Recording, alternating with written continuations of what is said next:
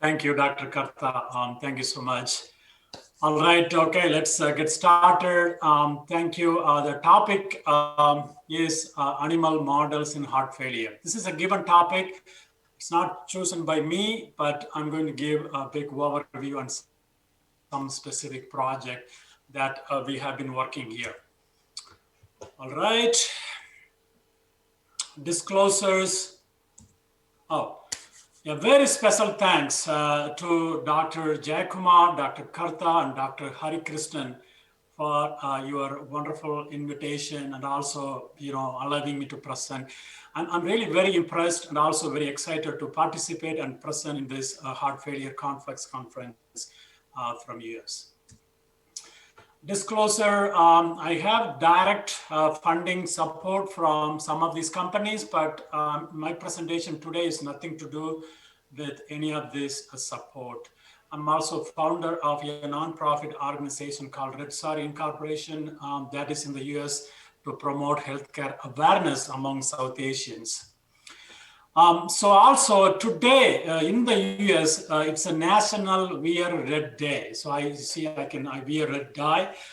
It is to promote healthcare awareness, in particular heart health awareness among our communities, our colleagues, and so on. So we celebrate today. So I'm so happy to present in the same day. Okay, so heart failure, again, this this session is on heart failure. Heart failure is a term used to describe a heart that cannot pump enough blood to the rest of the organ. It's a #1 cause of death worldwide. It's a very significant. We have a lot of data today to talk about heart failure. There are over 26 millions worldwide are affected by heart failure. And again, there are prediction is more than 37 millions are undiagnosed patients. They live around our communities. So there is a big need for us to study. If you look at the 5-year death rate, heart failure, it's still deadlier than many cancers. It's very scary, but again, that's why we are really focused to study heart failure. Again, even with all the standard care today we have, there are 24% within 1 year of diagnosis, they die.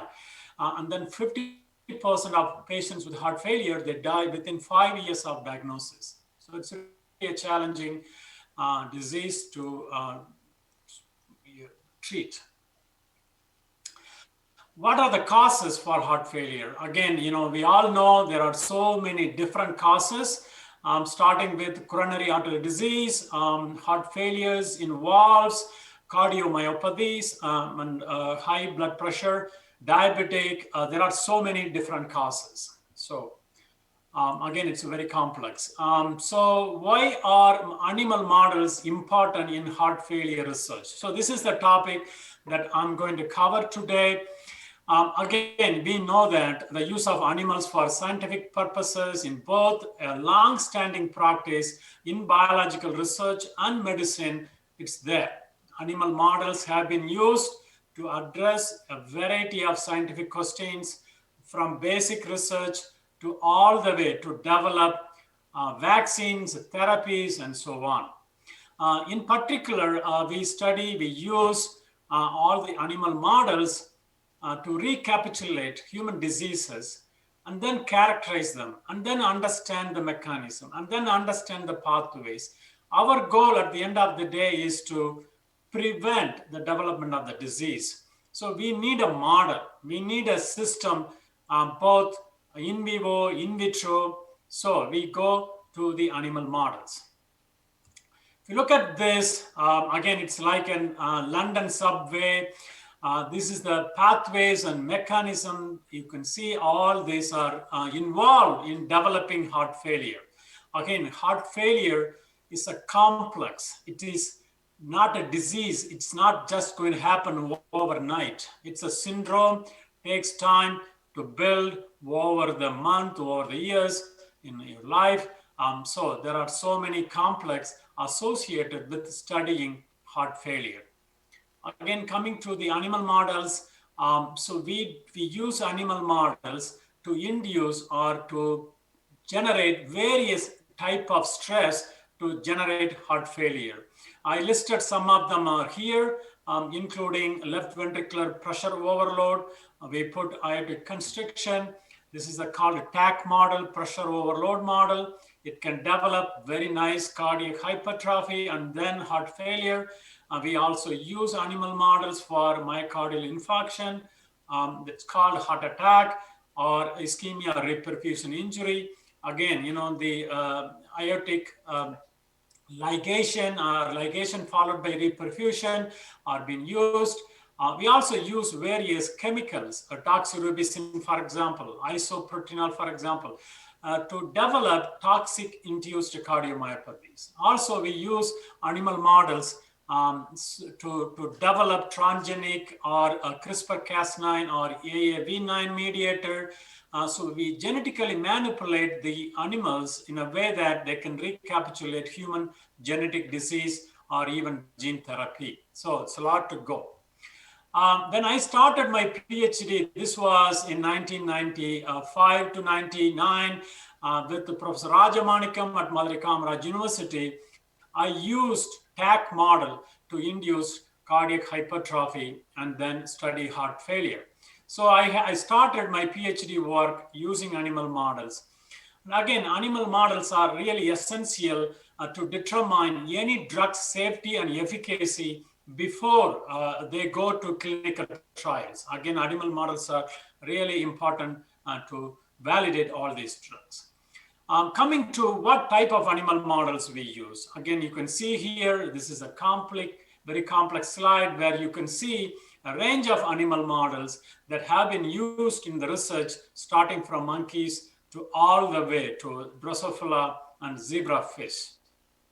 Again, you can justify why you are using Drosophila versus mouse model versus rat model versus pig model, but that's a different topic to discuss.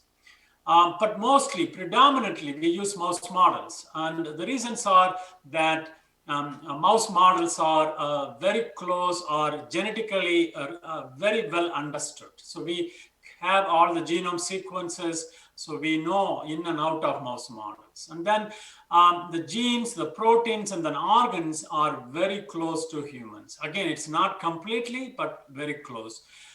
So we can breed mouse very rapidly, and then also the cardiac mechanics and hemodynamics are also, we can relate to human. It's not close, but we can relate to humans. Again, mice offer many advantages for preclinical studies as we have so much literature.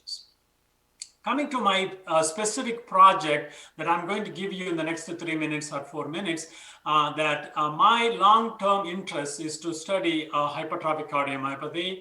As you all know, it's a genetic disease affecting 1 in 300. The disease is nothing but developing unexplained left ventricular hypertrophy.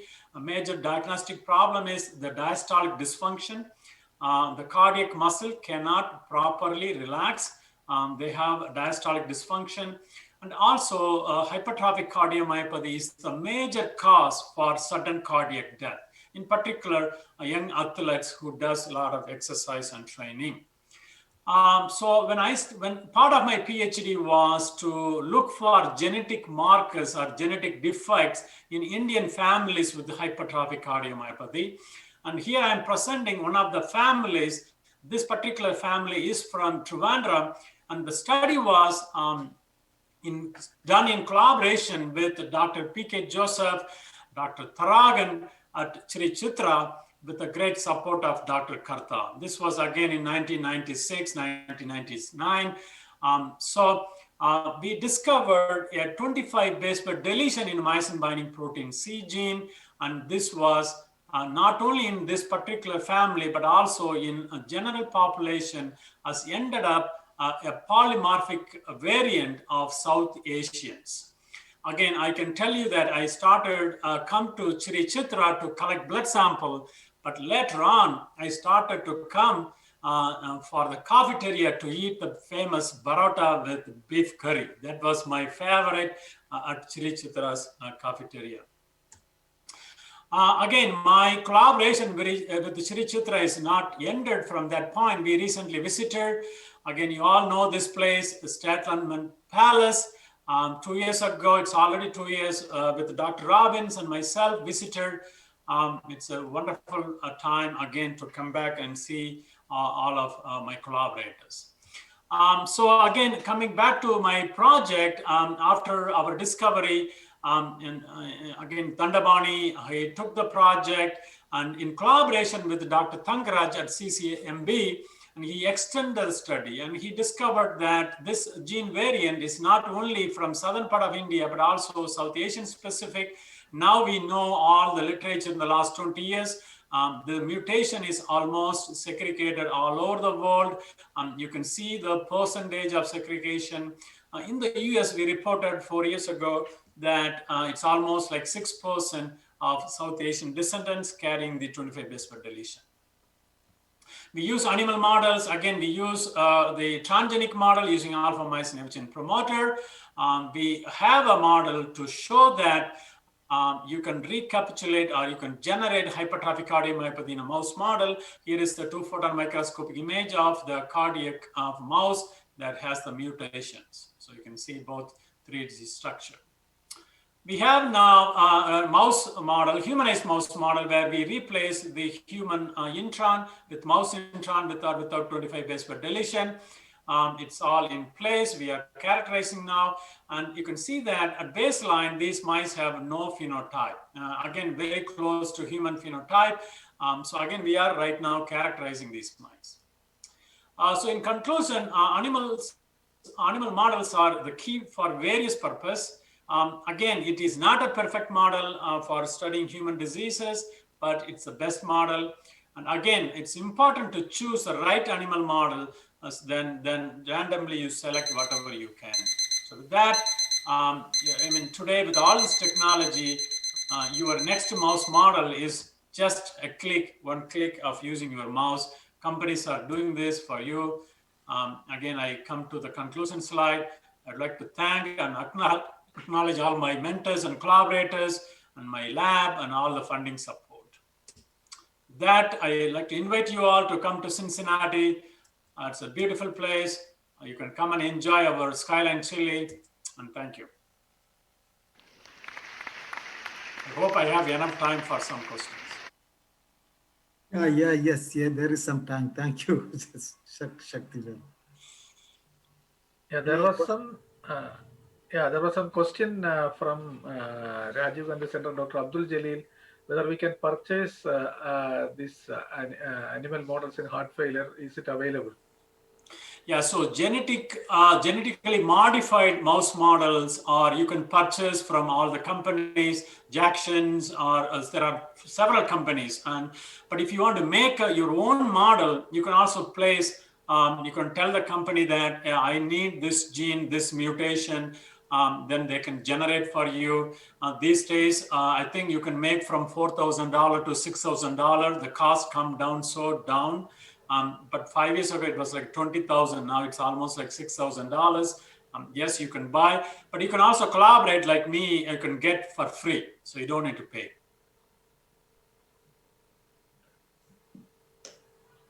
I would like to make a comment at this point in time when we are looking at models. I think if you look at the models in an evolutionary sense, I think the genetic makeup of the entire animals, be it flies or animals or humans, they are essentially the same. For example, if you can do a Drosophilian fly evaluation, and you can see the mammals share the Tinman gene with it. So in fact, depending upon what you really want to study, you can study literally in every model. It is not necessary that probably we need to go and be only in animal models. So the model is just across the evolution. Exactly. I mean, that's what I included in my last slide. It's based on what you need, how much facility, infrastructure. It's all about your own interest. In fact, the stropomyosin gene mutation is seen in the Drosophila as well. I don't know whether you have looked at that aspect. So I don't know whether it ultimately results in hypertrophy or hypertrophy in that. Yeah, again, tropomyosin, there are a lot of mouse models are there. This is all about funding, right? When you apply for funding, it's based on the reviewers. Some reviewers say this is the best model. Some reviewers say this is the best model. And if you have this one, they ask for this one. But again, it's absolutely based on what you want to do at the end of the day. Thank you, Dr. Shaktivel. I think we will move on to Professor Vipin for the next. Thank you all for the opportunity. Thank you.